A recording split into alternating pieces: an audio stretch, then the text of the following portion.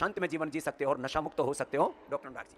तो समझिए ये जो पार्टी ड्रग्स हैं ये समझिए काम कैसे करती हैं। ये समझिए हमारे ब्रेन में एक सूडो हैप्पीनेस पैदा करती हैं। Pseudo happiness. हाँ, समझिए एक नकली खुशी पैदा करती हैं। हाँ। हमारे ब्रेन को ऐसा लगता है कि हमारे बॉडी के अंदर एक अच्छी ऊर्जा बह रही है और वो सब समझिए हमारे शरीर को ऐसा फील कराती है कि हमारे चारों तरफ खुशी है, उल्लास है और हर्ष है। पर वो समझिए बहुत थोड़े समय के लिए रहता है, पर जितने भी समय के लिए रहता है समझिए फिर वो असली खुशी और उल्लास को कुंद कर देता है। उसकी जो असली फीलिंग समझिए वो खराब होने लगती है। तो ये लॉन्ग टर्म में समझिए बहुत ही खराब होने वाले सिस्टम्स हैं और जो लोगों की अपनी अच्छी संवेदनाएं हैं वो समझिए बनने लगती हैं और नकली खुशी, नकली रिश्ते नाते, फिर नकली जिंदगी, फिर पूरी बनावटी जिंदगी। बनावटी जिंदगी होती है। समझिए उन्हें लगता है कि अगर कहीं से खुशी आएगी तो इन दवाइयों से आएगी। फिर उनको ऐसा लगता है इसके अलावा कोई कुछ जिंदगी है ही नहीं। हाँ, समझिए वही फिर वो इसी में घुस जाते हैं और जो चीज़ें जो और लोगों को खुशी पहुंचाती हैं वो समझिए उन्हें उससे फर्क नहीं पड़ता। जो ब्रेन के अंदर समझिए जो क्रिटिकल चीज़ है उसको हम बोलते हैं रिवॉर्ड सिस्टम। मतलब हम जब खुद को रिवॉर्ड देते हैं वो हम अंदर से खुशी पहुंचाती है, हमारे अंदर हैप्पी हार्मोन निकलते हैं। तो समझिए जो ब्रेन का रिवॉर्ड सिस्टम है वो खराब होने लगता है इन दवाइयों के दुरुपयोग से और उसकी वजह से जो रियल रिवॉर्ड्स आने चाहिए समझिए वो कम होने शुरू हो जाते हैं। तो ये समझिए कुछ कॉमन पार्टी ड्रग्स हैं, कॉमन सिंथेटिक पार्टी ड्रग्स हैं। इनके बहुत फैंसी नाम है, कीमत के हिसाब से समझिए इनके नाम चेंज होते रहते हैं। मैंने सुना है लाखों नहीं करोड़ों रुपए किलो समझिए होते करोड़ों हैं। में जाते हैं। समझिए ये एक्सटैक्सी, मॉली, पॉली,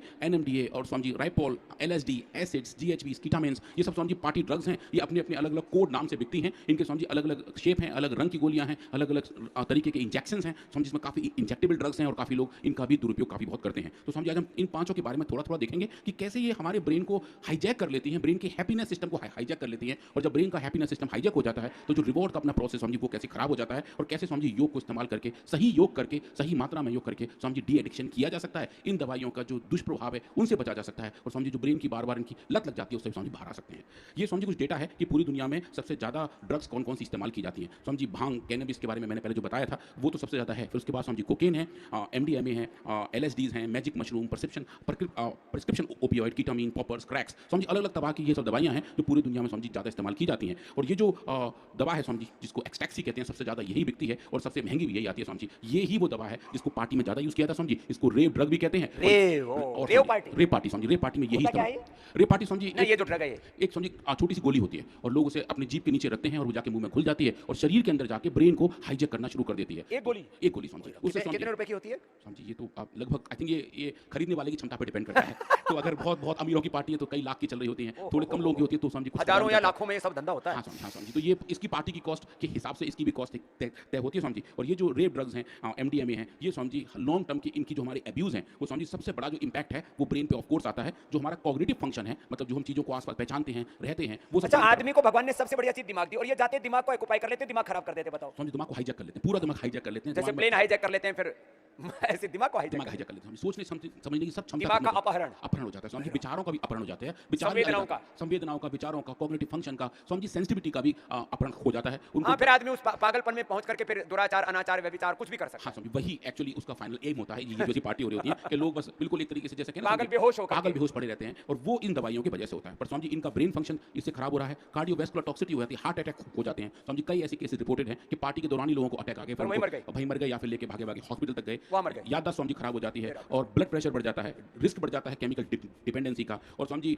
जो रिस्क टेकिंग बिहेवियर है, जैसे हमें पता है कि हम चलती गाड़ी से बाहर नहीं कूदेंगे, ज़्यादा ऊंचाई से नहीं कूदेंगे, आग में हाथ नहीं डालेंगे, ये समझिए हमारी रिस्क टेकिंग कैपेबिलिटी है। हमारा ब्रेन पहचानता है कि हमारे लिए कितना रिस्क डूएबल है। पर समझिए इन दवाइयों के दुष्प्रभाव से वो रिस्क टेकिंग कैपेबिलिटी खत्म हो जाती है। फिर लोग ऐसे काम करने लगते हैं जो जनरली नॉर्मल ह्यूमन नहीं करते हैं, कि ऊंचाई से छलांग लगा रहे हैं, हाथ पांव पे अमानवीय हरकतें करने लगते हैं समझिए, क्योंकि ब्रेन ये दवाइयों द्वारा हाईजैक हो जाता है। अब ये होता कैसे समझिए, जो ब्रेन के अंदर न्यूरॉन्स और उनके सिनेप्स हैं उनके बीच का जो कनेक्टिविटी है, जो कम्युनिकेशन है, वो न्यूरोट्रांसमीटर के थ्रू होता है। और समझिए वो न्यूरोट्रांसमीटर जिस तरीके से एक न्यूरॉन से दूसरे में जाते हैं वो ये तय करता है कि ब्रेन की एक्टिविटी कितनी है। समझिए ये सब सिंथेटिक एब्यूसिव ड्रग्स जाके समझिए उसी सिस्टम को हाईजैक कर लेते हैं और वो कुछ ऐसे तरीके से उसके माइमेटिक्स बना लेते हैं, ऐसे छोटे से नकली कंपाउंड जैसे बना देते हैं कि ब्रेन सेल्स को लगता है कि ये ही असली कंपाउंड है। और समझिए फिर जो ब्रेन एक्टिविटी है वो अलग तरीके से मॉड्यूलेट होनी शुरू होती है। समझिए कुछ केस में तो जो हमारे हैप्पी हार्मोन है डोपामिन, उनका लेवल भी इन्हीं दवाइयों की वजह से चेंज हो जाता है। अब समझिए जो दवाई है ये हमारे सिस्टम में रहती है और इसको जिसने भी सेवन किया है उसके रक्त में, उसके सलाइवा में, उसके यूरिन में और समझिए उसके बालों में भी नापा जा सकता है। किसी ने इसका सेवन किया है तो उसके बालों में 3 महीने तक समझिए ये दवा नापी जा सकती है। तो ये क्योंकि ये इतनी ज़्यादा आसानी से निकलती नहीं है, समझिए शरीर में फंसी रहती है, तो रक्त में तो रहती है 2 दिन तक। समझिए जनरली 2 दिन तक कोई दवाई फिर अंदर जो है हड्डियों में समझिए थूक तक चमड़ी में, बालों में 3 महीने तक समझिए 3 महीने तक समझिए। और डीएनए में तो पूरा डिस्ट्रक्शन करके उसका स्ट्रक्चर करेक्टली चेंज कर सब कुछ समझिए। वहाँ जीनोटॉक्सिटी हो जाती है, उसके अंदर म्यूटेशन हो जाते हैं, आपस में जो जीन का ट्रांसलेशन है वो खराब हो जाता है, जीन जीवन का जो ताना बाना है उसको ध्वस्त कर देते पूरा ध्वस्त हो जाता है स्वामी जी। और ये एक ऐसी चीज़ है जिसे लगभग सब लोग जानते भी हैं, जिसका सेवन करते हैं, हैं। लगता उनको है पता है ठीक कि इसके सब दुष्प्रभाव हाँ, इसके दुष्प्रभाव हैं, पर यह है कि स्वामी जी वो जो छोटी सी किक है, जो छोटी सी हाई है, उसके लिए स्वामी जी ये सब काम ऐसे लोग करते हैं। अब स्वामी जी दूसरी दवा है जिसके बारे में बात कर रहा हूँ, वो है कीटामीन। ये स्वामी जी इंजेक्टेबल ड्रग्स हैं। इसका जो यूज़ है, ये basically Swami ji anaesthetic medicine है, मतलब स्वामी जी शून्य करने वाली दवा है, जो सर्जरी से पहले इसको इस्तेमाल करके शून्य किया जाता है कि ताकि सर्जरी की जा सके और दर्द ना हो। पर स्वामी जी इसका दुरुपयोग जो लोग करते हैं, वो हाई होने के लिए करते हैं। इसके भी इंजेक्टेबल्स हैं और स्वामी जी इसको लगा के हॉलुसिनेशन हो जाता है, मतलब आंख बंद करके लोग वो सोचने लगते हैं जो शायद नॉर्मल लाइफ में उन्हें ना दिखता हो, और यूफोरिया वाली फीलिंग हो जाती है। वो लगता है कि वो बहुत ज़्यादा हाई हैं और उन्हें बहुत ज़्यादा खुशी मिल रही है, पर स्वामी जी ऐसा हो नहीं रहा होता है। इसकी वजह से स्वामी जी कन्फ्यूजन पैदा हो जाते हैं, डिसोसिएशन हो जाते हैं, ये पता नहीं होता कि कहाँ बैठे हैं। फिजिकल इंपैक्ट स्वामी जी इनके खराब हो जाते हैं। लोग स्वामी जी इसके इंजेक्शन के बाद बिल्कुल इमोबाइल हो जाते हैं, मतलब कि वो लेट जाते हैं, उनके शरीर का एक भी अंग हिल नहीं पा रहा होता है, सिर्फ आंखें ही फड़क रही होती हैं, क्योंकि स्वामी जी वो कीटामीन के ओवरडोज में होते हैं और उन्हें तब लग रहा होता है कि हम जिंदगी के एक ऐसे पड़ाव पर पहुंच गए हैं। पर स्वामी जी वो सबसे ज़्यादा खराब कंडीशंस होती हैं, हमारे न्यूरोमस्कुलर सिस्टम खराब हो जाते हैं, बोलने में दिक्कत आती है, और स्वामी जी जो सेंसेशंस हैं वो ऐसे लगते हैं कि जैसे वो हवा में तैर रहे हों, क्योंकि उनका ब्रेन सिस्टम स्वामी जी तब तक पूरा हाईजेक हो चुका होता है। और इसके जो एक्सट्रीम यूज से स्वामी जी सीजर्स आ जाते हैं, ब्रेन डैमेज हो जाता है, साइकोसिस हो जाती है और स्वामी जी हार्ट प्रॉब्लम हो जाती है। ये सब स्वामी जी इस इंजेक्टेबल ड्रग्स का एडवर्स इफेक्ट है। और ये स्वामी जी कैसे काम करता है, ये भी ब्रेन में जाके NMDA रिसेप्टर जो है वहाँ जाके उसको हाईजेक करता है और उसकी फंक्शनलिटी को स्वामी जी चेंज करना शुरू कर देता है। जो तीसरी बड़ी ड्रग है स्वामी जी, जो शायद सबसे ज़्यादा इस्तेमाल की जाती है क्योंकि शायद ये सस्ती होती है, जिसको GHB कहते हैं। ये जो ड्रग है स्वामी जी, ये एक्चुअली इसको स्वामी जी डेट और रेप ड्रग भी कहते हैं, कि लोग इसका दुरुपयोग करते हैं और कुछ पार्टीज में स्वामी जी इसका ऐसा इस्तेमाल किया जाता है जो बहुत ही अमानवीय है।